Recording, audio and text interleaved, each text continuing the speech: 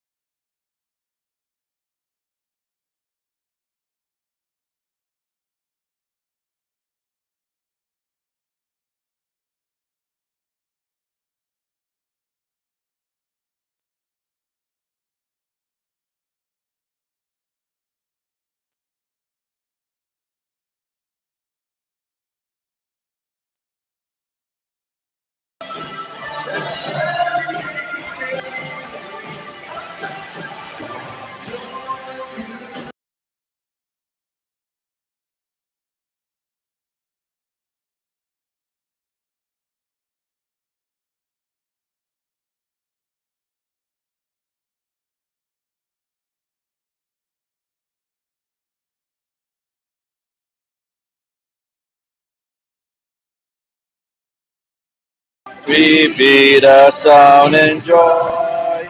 Be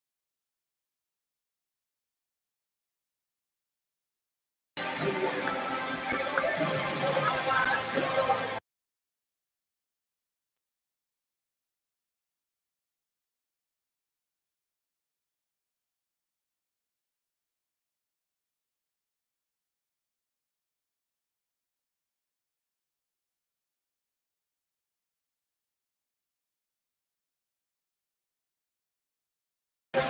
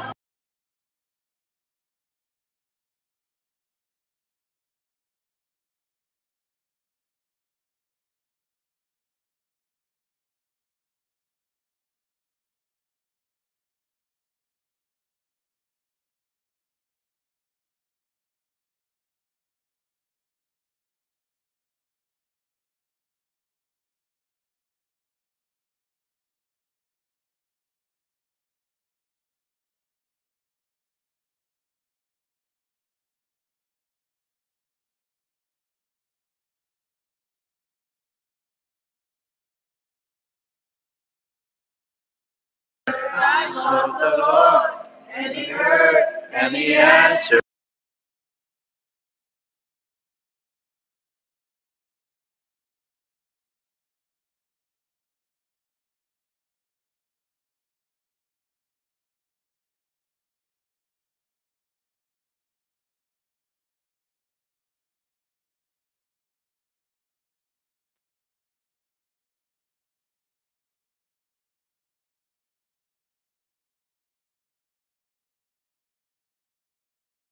Lord, and He heard, and He answered. I sought the Lord, and He heard,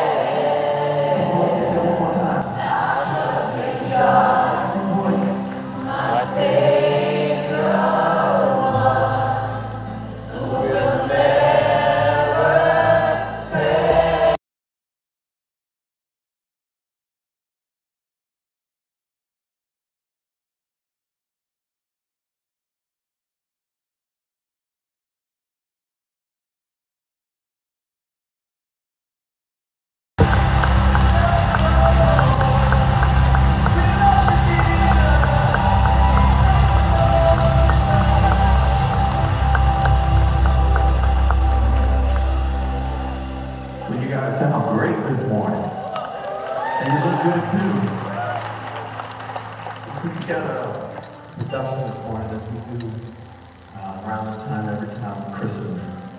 And it's our way of giving our gifts and talents back to God. And, you know, when I was younger, I used to view Christmas as a party season and giving gifts and all the stuff it wasn't about. And when I learned that it was about the birth of Savior, everything changed for me.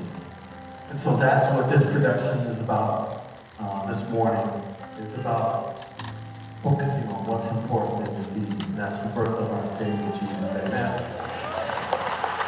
So in the beginning, it kind of starts off with a little bit of a part, and then it transitions into what's really important, the birth of our Savior. So I'm going to ask you to take your seats right now, and there's going to be a few minutes.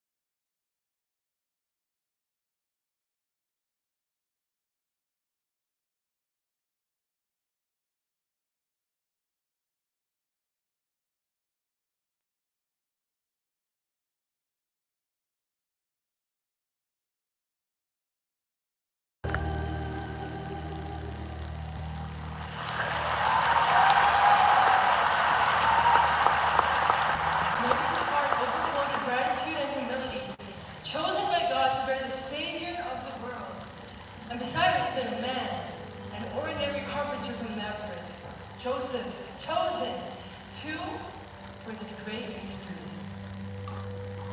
Imagine a father holding a child, both human and divine, yet so small and fragile. Joseph had no crown, no wisdom of priests or scholars, only questions. Questions about how to guide this boy who would one day become the King of Kings. And in those quiet moments, alone with his thoughts, Joseph found himself in awe of this little child entrusted to him, a child whose light would shine across generations. Tonight, Joseph asks, as any father might, "Who are you, my son?"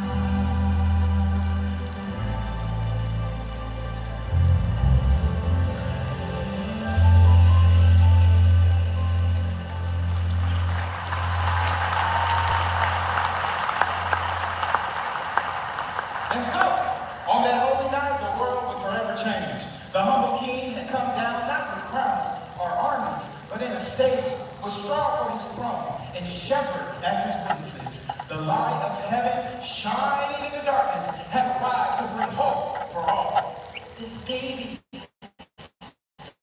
small, so fragile, was no ordinary child. He is Emmanuel, God with us.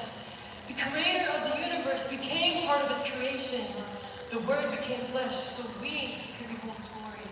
Fully man, yet fully God. The hands that once formed the stars would now reach out to heal the broken. The voice that spoke the heavens into existence would one day cry out, "It is finished." This child, this Lamb of God, who takes away the sins Mary and Joseph, shepherds and angels. It's about us. The Lamb of God came for you and me, not so that we can bring him gifts of gold or riches, but so that we can bring him our hearts. So come all ye faithful, come rich and poor, to the Holy Spirit and joyful. Come Christmas, not just to come, but the King of Kings, the Savior of the world, the one who brings us life.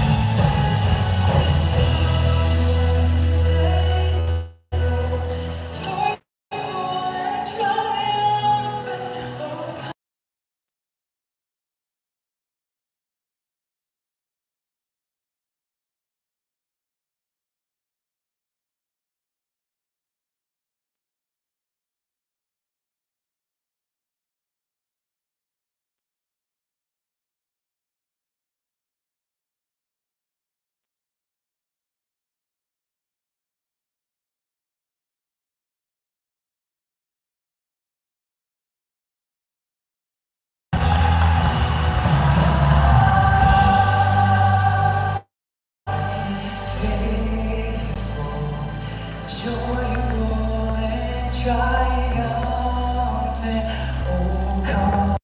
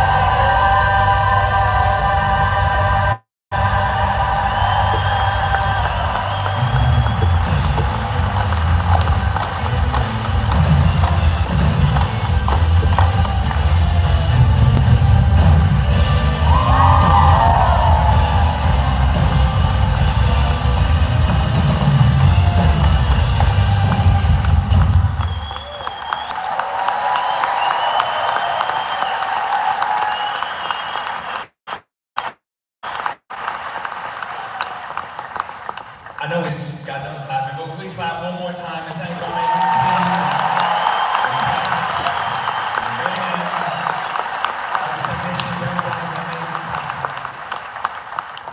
You know, every year around this time when we put on a little production, I'm blown away by the creativity of our team.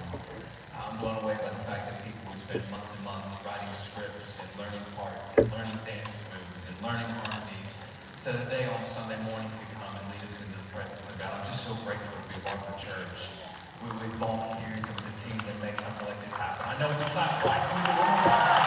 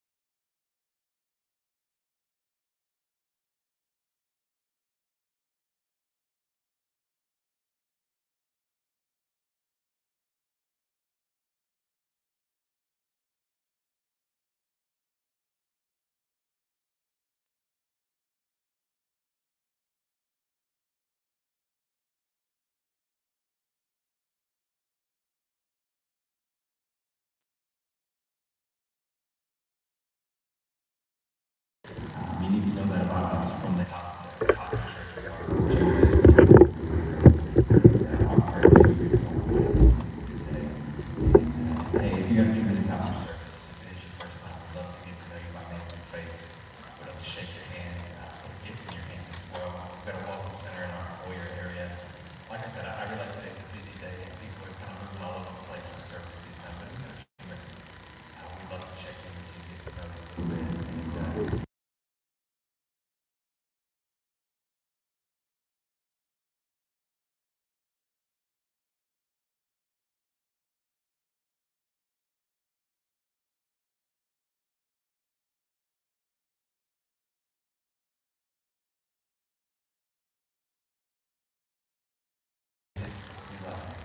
And, and we hope you feel at home today. A couple of things that we're going to jump into God's Word together. First and foremost, I want to just draw your attention to the fact that Christmas Eve, we have our candle lighting service. It's at 6:30 p.m. It's my favorite service we do all year long. It's a family service. Bring your kids out. It will be an amazing time together. Again, that's December 24th, Christmas Eve at 6:30. And then we have our New Year's Eve service every year. It's our worship service happening on the 31st at 6:30 p.m. as well. Just make sure you got that on your calendar. There's little flyers you can pick up at the Welcome Center if you want to invite people to. And then the last thing before we jump into the Word, this is kind of a matter of family business. This is the part of the service where we give regard to tithes and our offering. And if you're new, you can just sit back and relax right now. For those who call out at home, if this is the normal weekend you get, you know this is the part of the service where we do that.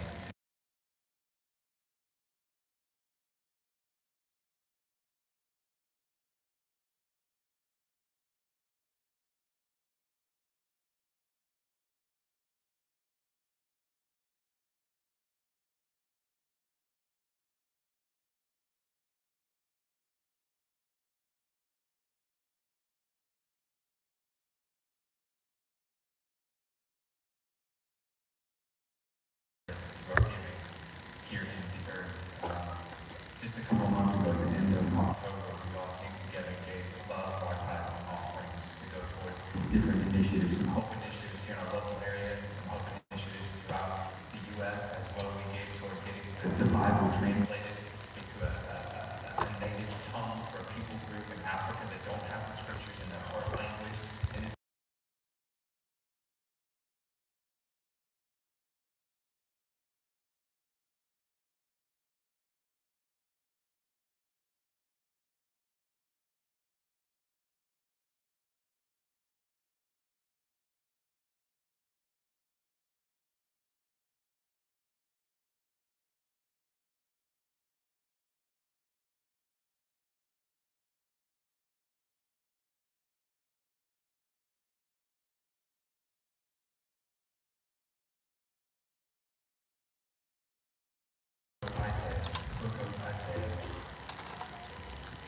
Isaiah chapter 7, we're going to get there in just a moment. All the month of December, as well throughout the month of January, we're in a teaching series called Christology, which is sort of a fancy way of saying the study of Christ.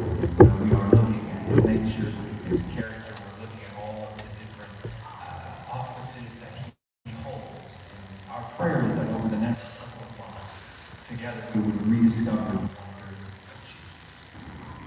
Maybe some of you don't know Jesus. I pray that you would discover the wonder of Jesus for the first time. But for those of us that have known him and loved him, we pray that we would rediscover all the different aspects and facets of his nature.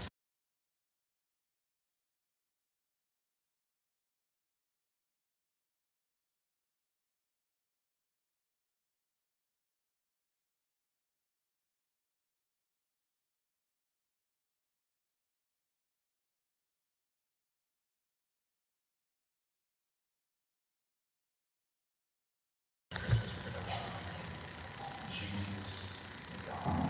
And before we read the scriptures, I want to just pray together. If you wouldn't mind, just bow your heads with me. Father, we come to you in the name of your Son, Jesus. And first and foremost, I want to say thank you for salvation. Thank you for life.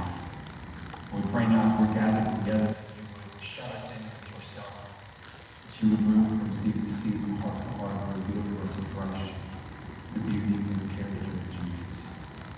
we pray that we would see Jesus afresh because we know if our hearts can see him, that we can become more like him. So Jesus, would you be magnified and glorified in this house? We promise to give you all the honor, all the honor. It's in your name we pray. Amen. Amen. Isaiah chapter 7.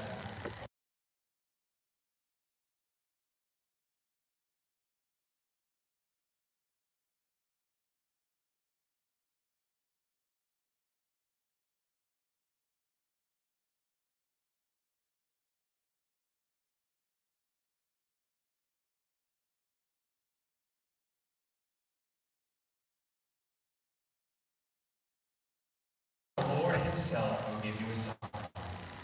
Listen carefully. The virgin will conceive and give birth to a son, and she will call his name Emmanuel. Translated, God with us. Now we have the benefit of hindsight, and we're able to look at this verse through our New Testament eyes, and because of that we know that Jesus is actually the fulfillment of this prophetic.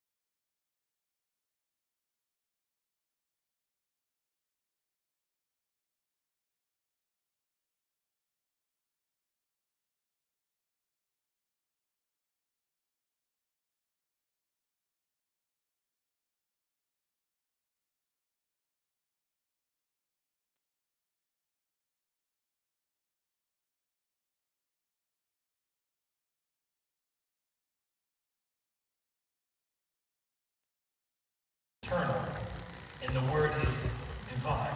He's one with God, yet he is his own separate, distinct, and unique person.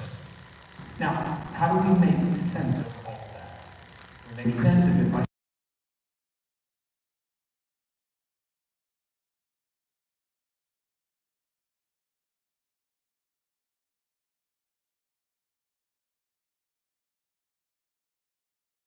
God the Father, God the Son, and God the Holy Spirit. And God the Son, God the Word, he has a name. The second person of the Trinity, his name is Jesus.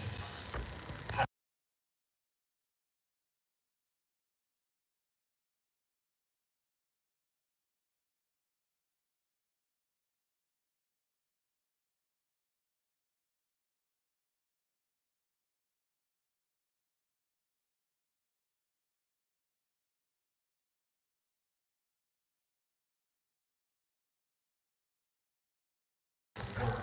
He is our Emmanuel.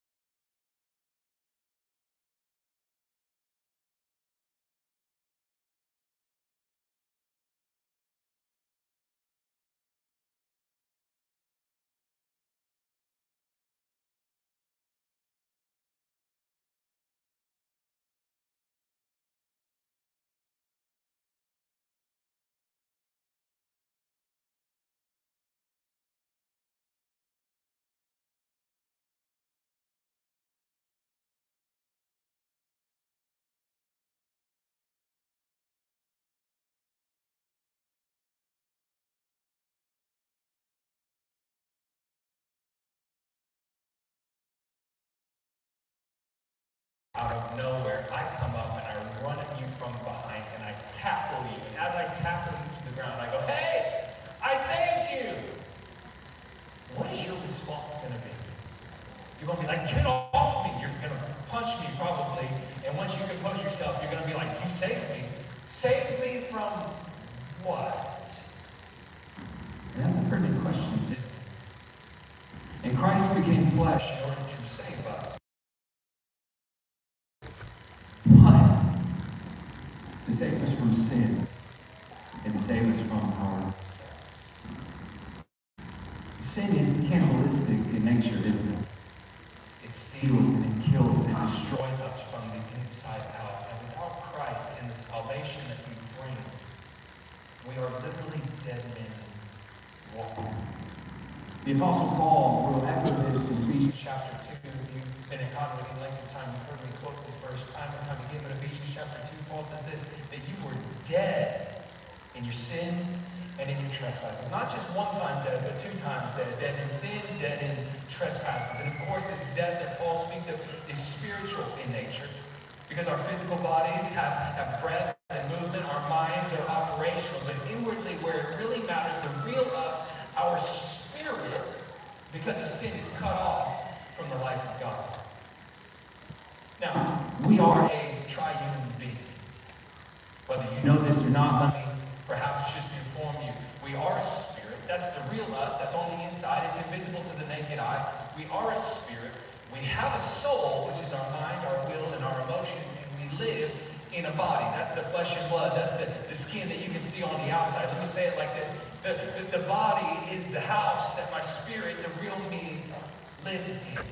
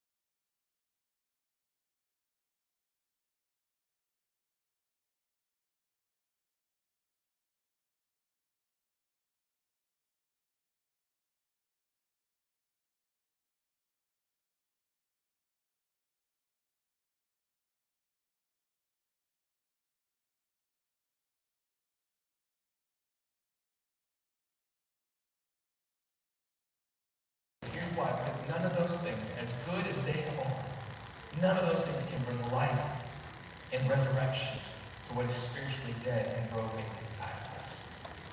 Only Jesus. As the scripture declares, the wages of sin is death. The wages, literally what we have earned because of our mistakes, our missteps, and our sin. The wages of sin is death. But the gift of God, how appropriate for Christmas, the gift of God is eternal life in Christ Jesus our Lord. Listen, what we are dealing with is far greater and far deeper than any of us can fix in and of our own power. This is why Jesus came. This is why the eternal Word put on flesh. He came to this earth as a man in order to rescue men from sin. He did what we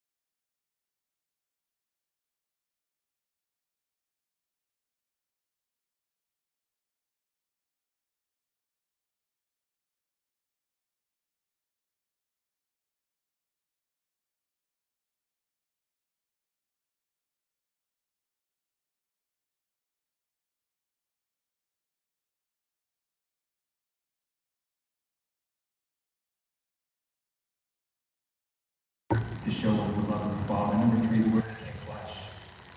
For this reason, to be the model for how to live our lives. Jesus didn't just come to this earth to save us, he actually came to show us how to live.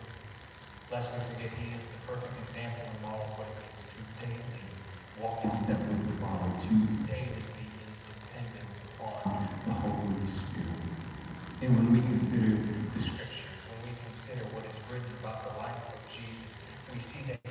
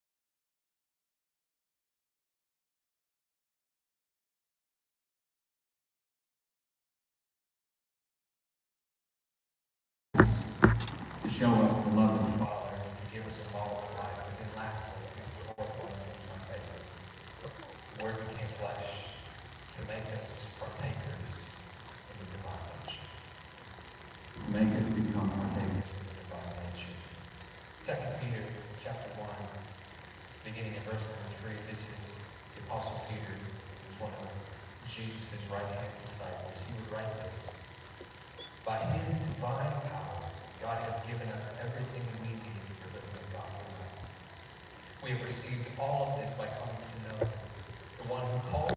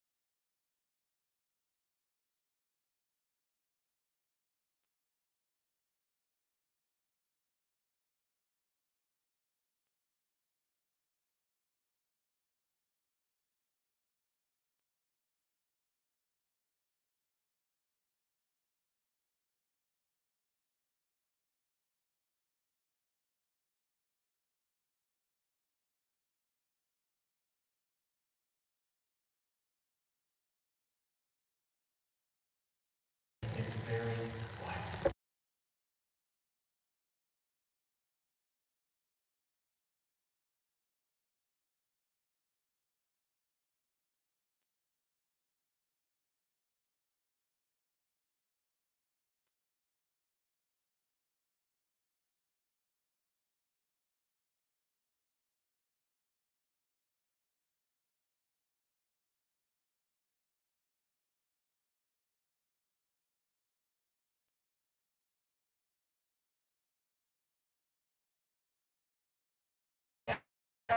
God has designed us to be. It's about becoming ourselves, becoming fully alive in Him. And here's the amazing part about His divine nature. It's not just a one-time event.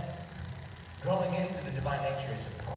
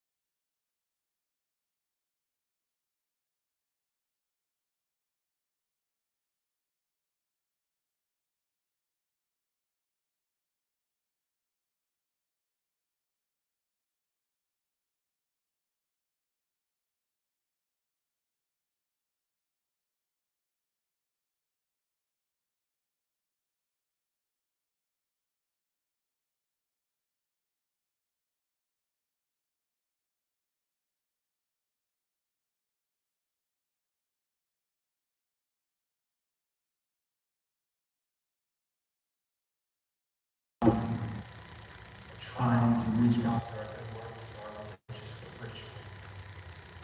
Christianity is about God reaching out to us. And through His divine nature, transforming us from the inside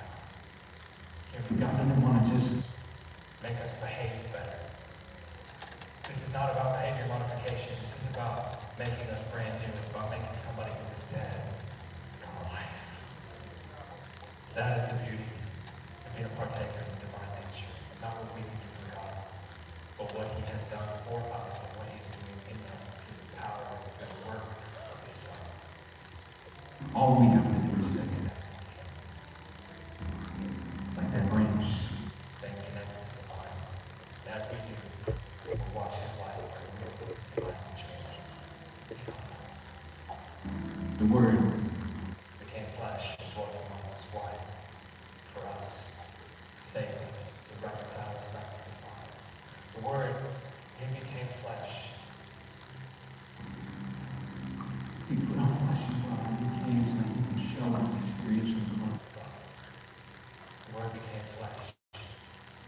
He dwelt among us. To model for us how to live. And lastly, so that we could Become partakers in his divine divine nature. What a Savior he is. Can we pray together this morning? Just back your head. Close your eyes and have mercy. Father, we thank you for your Word. We thank you that it's living. It's breathing and it's active. We thank you that as it's preached, We thank you that you divide it and make it real. it's relevant to each of our human hearts. And Father, I pray for those in the room This morning, for those that are under the sound of my voice that don't yet know your Son Jesus, that have never experienced experienced your love, that have never surrendered their life to the Savior. I pray that as I've been preaching this morning, you've taken your word and you've made it real to their hearts. By the power of the Holy Spirit, as your word's been preached, you've convicted hearts of sin this morning. I can't do that. The Holy Spirit, you can. And I pray that even as you Convicted hearts of sin, you've also done the work of convincing hearts that although there is sin, that although there's a chasm that has cut us off from the life of God, there's a Savior who's come, who is our bridge, who is our contact. His name is Jesus. Holy Spirit, would you reveal to us the saving grace of Jesus. And if you're in this place this This morning, when your head's bowed and your eyes still closed, if you've never surrendered your life to the amazing Savior Jesus. maybe you've tried to Fill that void you feel inside with all different types of things. Maybe with a career, climbing the corporate ladder, maybe with relationships, maybe with drugs or alcohol, maybe with different religious rituals, whatever it may be that you kept coming up empty. It's because there's only one fill, and his name is Jesus. And this morning, if you are troubled about the state of your soul, I'm telling you there's an answer, there's a solution, there's a peace. He's the Prince of Peace. His name is Jesus. And if you're in here today and you want to Surrender your life to the Savior Jesus. Make no mistake, when I say surrender, that's exactly what it is. This is not a, hey, I serve Jesus and then I get to live how I want to live. No, understand what you're signing up for. This is total and complete surrender, where you get up off the throne of your life and Jesus comes and he sits there. Only live according to his way, his will, and his word. But what you'll find in that surrender. is that it's a beautiful surrender. You will find that he loves you more than you love yourself. If you will surrender his love, If you will surrender his sin, he will rescue you. he will forgive you of your sin. He will Fill that gap. that you feel in your soul with himself. He'll come and make his home in you by the power of his Holy Spirit. If you're in here today and you know, Preacher, I want Jesus to be the Lord of my life. Preacher, today I want to pray and make him Savior. I want to surrender to him. I'm going to do something I don't often do. Just with your head bowed, eyes still closed. I'm just going to simply count to three. And when I get to three, if you're like, hey, preacher, that's me. I want to make Jesus Lord of my life. Would you pray with me? When I get to three, would you lift a hand just so I know how I'm praying with this one? Here we go. One, two, three. All across this place, we follow now. In every single section, thank you. I see those hands. I see those hands. more than I can count, you might Put them down. I saw them, but more importantly, God the Father sees them. And if you will pray, he will reach you. some of you go, what do you mean? Pray like I've never really prayed before. What am I supposed to say? It's really simple. You just need to put A sincere heart.